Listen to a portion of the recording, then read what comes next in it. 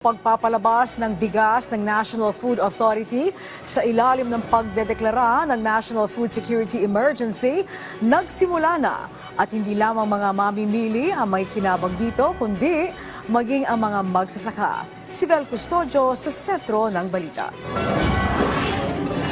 Itinurn over na ng Department of Agriculture sa ilang mga local government unit ang bigas ng National Food Authority sa pamamagitan ng Food Terminal Incorporated. Bukod sa food security, layunin itong paluwagin ang mga bodega ng NFA para bigyang daan ang mga papasok na lokal na ani ng mga magsasaka. Ito ang mga sako ng NFA rice na nakatakdang i-release sa mga local government units nagpakita ng kanilang interes para kumuha ng NFA rice kasunod ng deklarasyon ng National Food Security Emergency sa bigas. Sa ngayon, 67 LGUs na ang nakipag-ugnayan sa FTI para maging NFA rice distributors. 1,000 sako ng initial withdrawal ng NFA rice sa warehouse sa Valenzuela. Ibibenta ang NFA rice ng 33 pesos kada kilo sa mga LGU, habang maaari itong ibenta ng mga LGU, government agencies at GOCC sa mga mamimili ng hanggang 35 pesos per kilo. Nagdesisyon naman ang lokal na pamahalaan ng San Juan City at Camarines Sur na hindi na sila magpapatong ng 2 pesos para sa gastusin sa logistics.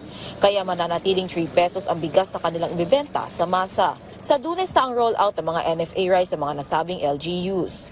Papayagan ng DA ang reselling ng NFA rice, pero hanggang 2 piso kada kilo lang dapat ang magiging patong nito mula 33 pesos. Maglalabas sa mga LGU ng guidelines para rito. 150 metric tons ng NFA rice ang target maibenta ng DA sa loob ng 6 na buwan. Bukod pa rito, naglaan naman si Pangulong Ferdinand R. Marcos Jr. ng malaking pondo para bumili ng bigas sa mga lokal na magsasaka. Napagkasundaan namin sa NFA Council na mamimili tayo ng palay this year 2025 ng minimum ng 23 pesos per kilo at pwedeng umabot na ng 30 pesos per kilo, depende na sa market. Naglaan din ang ating mahal na Pangulo na si President Bongbong Marcos ng 9 billion pesos para makabili tayo ng palay mula sa ating mga farmers. Karagdagang pondo ito mula noong nakarang taon.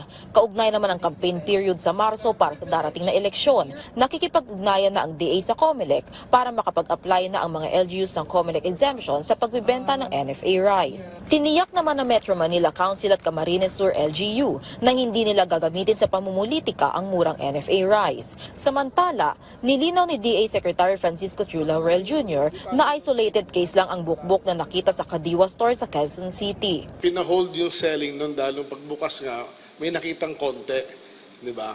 But then, hindi nga namin alam, iniimbestigahan, bakit tinuloy yung benta when it was actually pinastop yung benta. Mas hihigpitan pa ng DA ang pagbabantay sa mga ibibentang bigas kasunod ng insidente. Vel Custodio para sa Pambansang TV sa Bagong Pilipinas.